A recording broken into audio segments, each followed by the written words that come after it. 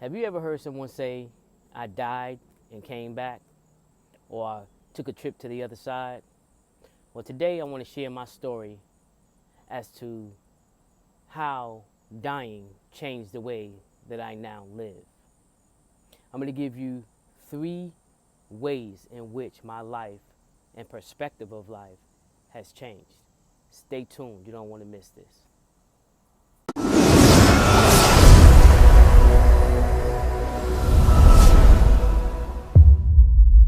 Hey guys, thank you for joining me for this video. This is a video where I'm going to share 3 ways in which my perspective of life changed because I died.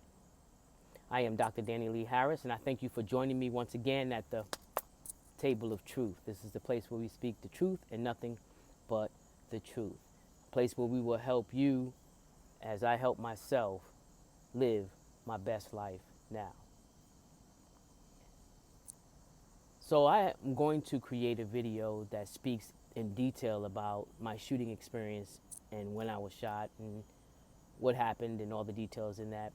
For the purposes of this video, I'm going to jump past the happenings and go to what happened to me in that hallway on that fateful evening.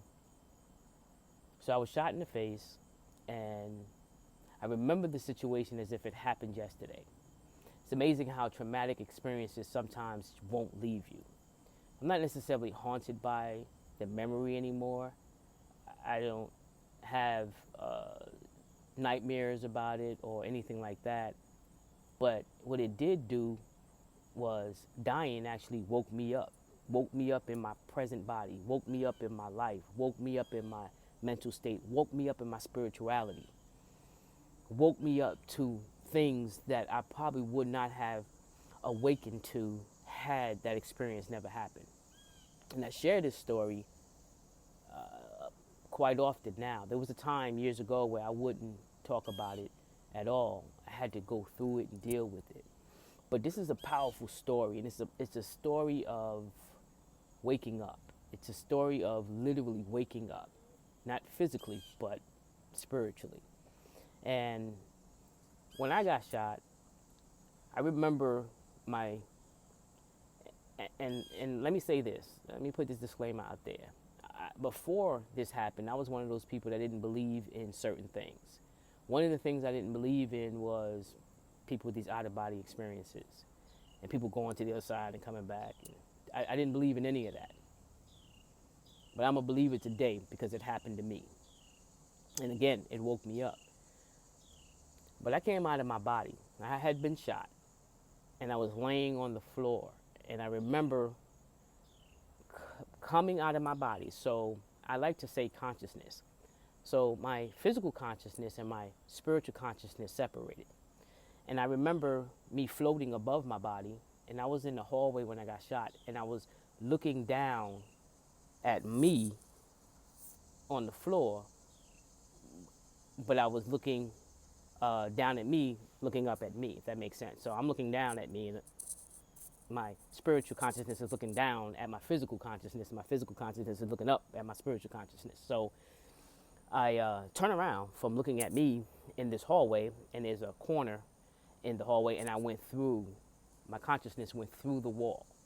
And when I wound up on the other side, or through the wall, or in the wall, whatever you want to call it, I wound up in this vacuum or cylinder like funnel.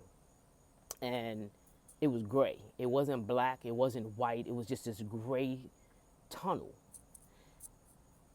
And literally, guys, there was a light at the end of the tunnel. There was a strong, bright light at the end of the tunnel. And as I'm going through this tunnel, and I am physically, spiritually, consciously moving through this tunnel, I'm going towards the light. And I know I'm moving really, really fast. So my conscious knows that I'm moving fast. I'm moving extremely fast. And on the sides of this funnel, on the sides of this tunnel, was still pictures of my life. From an infant to that present moment and that present time and that present day of the happenings of me being shot, right? So, all right, and on the sides of this, all these still pictures is coming at me like this. They're just coming at me like this. But I'm looking, and I'm focusing on the light at the end of the tunnel. But these pictures are coming. Pictures I don't remember. I remember the pictures now. I still remember some of the picture shots that I saw in this funnel, but I don't have physical pictures of them. All right, so it's just not something. It's just times and timestamps in my life that I'm actually recalling, and these are pictures that's going through. So I'm going towards the light, and I remember looking down. So my conscious spiritual body, I look down, and I don't have feet. I have tentacles, and like just long tentacles. And I don't remember having arms. I don't remember. I remember having a familiar face, so to speak, but it wasn't really my face. It was just something that was familiar to my physical and spiritual consciousness. So anyway, I know I don't have a mouth to speak, but everything in this funnel is telepathic. All right, so I'm thinking things, or I'm moving energy mentally, and I knew, although I wasn't speaking or talking to anyone in this tunnel, I knew that my mother was at that white light, and my mother had passed some years prior. She died at the age of 40 when I was 17. And I know unequivocally she was at the end of the light, waiting to receive me into this other side or this world or where I was headed. But what I want to talk about is the feeling that I had. And it's so hard to describe because we have experiences in the human body and we have emotions. In the spiritual body or the spiritual consciousness, it's not an emotional thing. It's a sense of being. And it's very difficult to explain that sense of being. But you just are. For example, the feelings that I always equate to being out of this body is lightness. Like I felt free. I wasn't bogged down. I think flesh is heavy. I believe flesh is very heavy. I wasn't bogged down. But then from that, I felt this sense of overwhelming peace. I cannot describe the peace that I'm talking about. I was just peaceful. Not a worry in the world. Nothing mattered. I just felt this peace and love, this incredible amount of love. But it wasn't a feeling, it was a being. I was love. Again, it's so hard to describe. And people who have died and came back, and people who have experienced out-of-body experiences and things like that, they can tell you and attest to this and witness to what I'm saying to you. The feeling of love and peace and tranquilness and lightness, it cannot be described in human terms. But it made me a believer that we don't really die. Consciousness doesn't die. So the first thing I want to say I learned is that we experience in the human garage, our spirits is housed in these human garages, and we try to experience and we seek love. But where we come from spiritually and who we are is love. And I cannot stress that enough. We are love.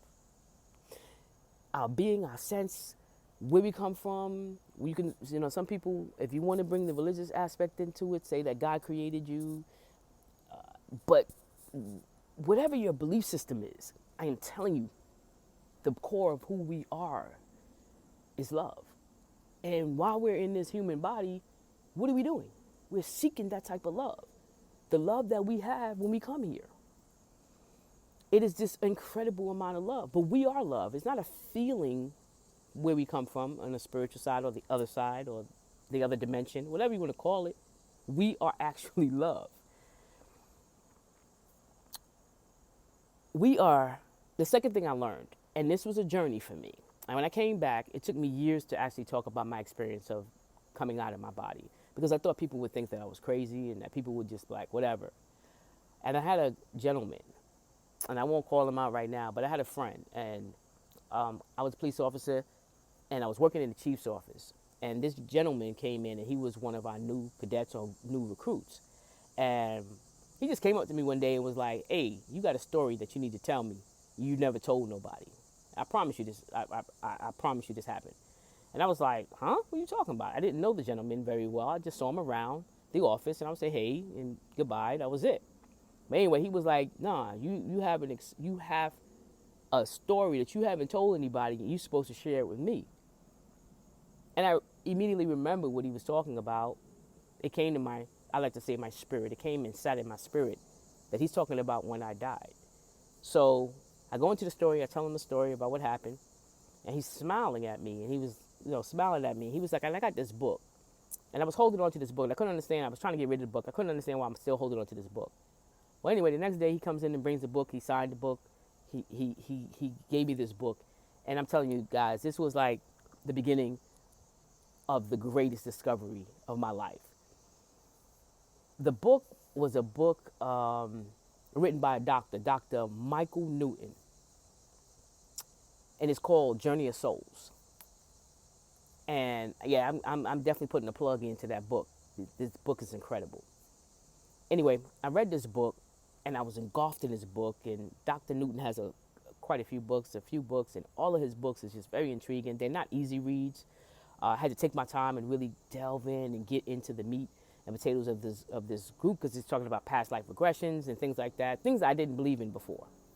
Needless to say, from there, I became I was already meditating before that, but I really became a meditator and a person that wanted to go back to the sense of being, the I am of who I am. The me before all of the dumping and all of life gets on top of the me, meaning spiritually, not the physical me. But with that being said, so the first thing I learned was that we are love. The second thing that I learned was we are free-willed beings. And the reason why I say that is because as I go back to the story about me being in this funnel, my mom is on the other end, and I was going real, real fast. I remember thinking, it was telepathy now. I just thought the thought. And I remember saying in my thoughts, God, I don't want to see mommy right now. And when I tell you guys, I promise you, I came right back in my body, back in that hallway. And from there, the guy is still trying to shoot me some more. And I wound up getting up and trying to go away from the guy, and he was trying to shoot me in the back, and the gun was jamming. Needless to say, I know unequivocally the I am, chose to come back, which put me on a whole nother journey. And I'll do a whole video about choosing to come or choosing to go. But I will say this. The feeling that you're feeling outside of this body, when you get to that feeling or that sense of being, so to speak, because I told you it's not necessarily an emotional feeling, but when you have that sense of being, that peace, that love, that tranquilness, that lightness, that no worriness, I know and understand why people don't want to come back. But in that sense, like I said, everything was telepathy. In that sense, when I was in that tunnel, I felt like my work here wasn't done. I had that urge of coming back. And it was definitely a pull, because I want to keep going. I want to keep going to that light. But I knew that I wasn't ready.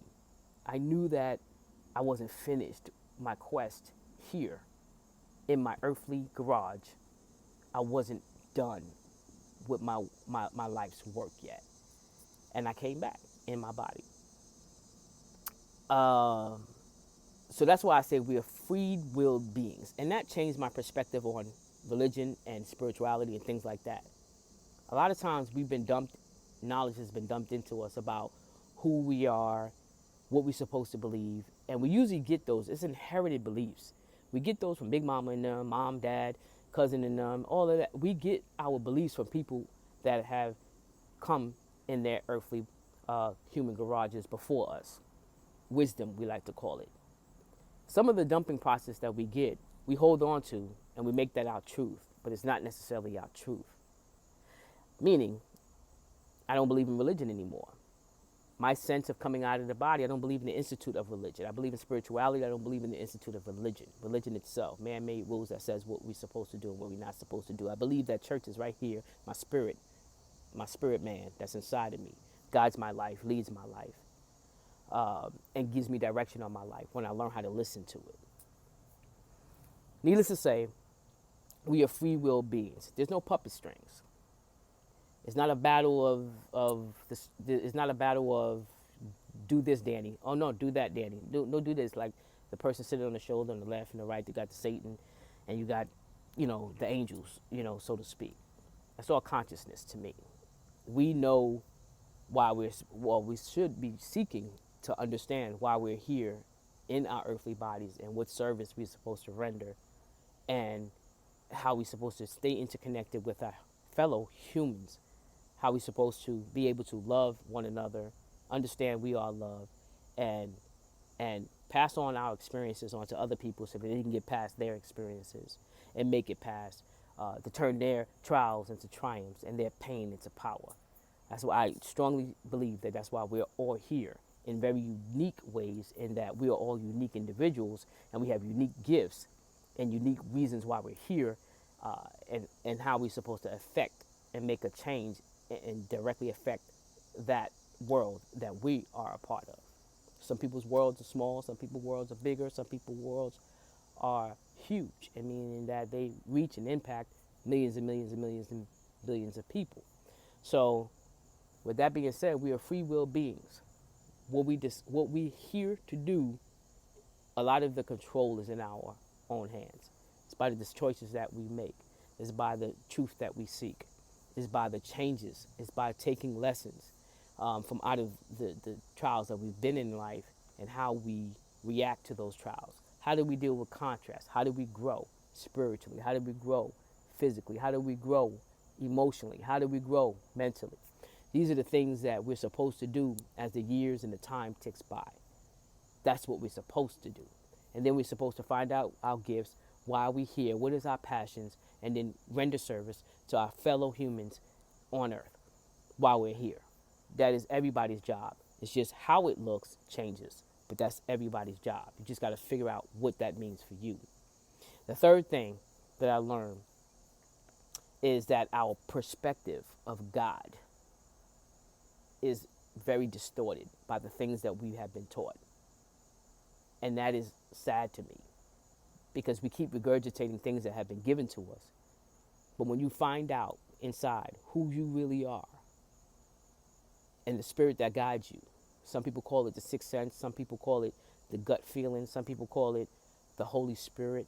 But when you learn to live by that thing that's inside you, that's guiding you, that's trying to, that meshed with your spiritual side and your human side meshed, and it meshed, and then eventually it merged to ourselves and our being and our consciousness. And once that happened, we became ourselves. But of course, again, we have a dumping process where people dump their information and their thoughts and their beliefs and into us, and we take those things. And sometimes we're supposed to grow up and dump a lot of that stuff, but we keep it and we hold it, and it winds up becoming our beliefs, our belief systems, and then we protect it by all means. I'm not saying you shouldn't be proud of what you believe in. Absolutely. I have just learned that you can be proud of what you believe in, but you sometimes have to remember where you come from and who you really are. And I always say this. I wish everybody could die one time and come back. It will completely change how you believe. All right? Guys, I thank you for joining me. I'll catch you on the next video. All right? This has been such a pleasure to be able to share a little bit of my story with you guys. This is Dr. Dani Lee Harris, and I'll catch you on the next video.